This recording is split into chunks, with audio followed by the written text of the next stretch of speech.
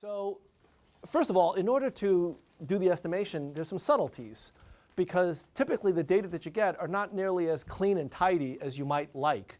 So here's an example where what we're trying to do is to compute the probability of going from phase 1 to phase 2, phase 2 to phase 3, or in some cases the development stops.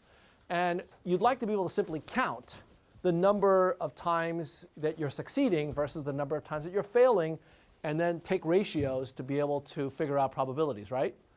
And so the kind of data that we're getting are various different trials, the name of the drug, the therapeutic area, start date, end date, sponsor, and so on and so forth. And what we'd like to do is to estimate the likelihood of going from one phase to the next. So the information that we're using is about 15,000 drugs from the year 2000 to 2015, so 15 years, about 5,700 companies, 175,000 phase transitions, and that's what we're going to try to do in order to calculate these parameters. Now, in contrast, you've read, I'm sure, papers that have said the probability of successful drug development is X% or Y%. That's based upon various other papers in the literature, and you can see that they use much, much smaller samples. So we were able to get data from a company called Informa and use that data to be able to calculate these statistics and to use a variety of different measures to come up with what we think are more accurate estimates.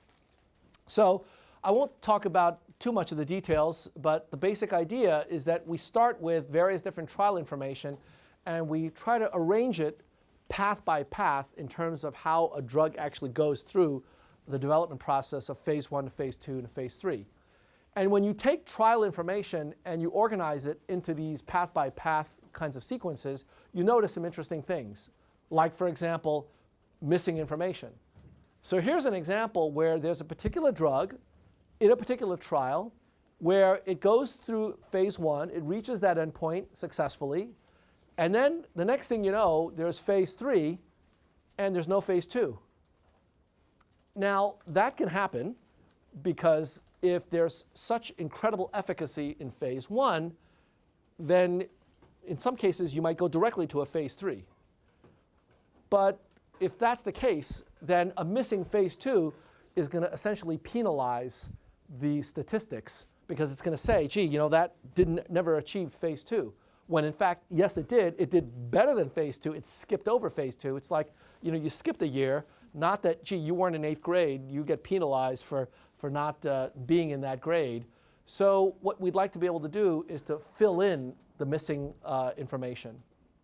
So part of that is the process of cleaning the data, making sure that we got the right path by path analysis, and then filling in the missing data.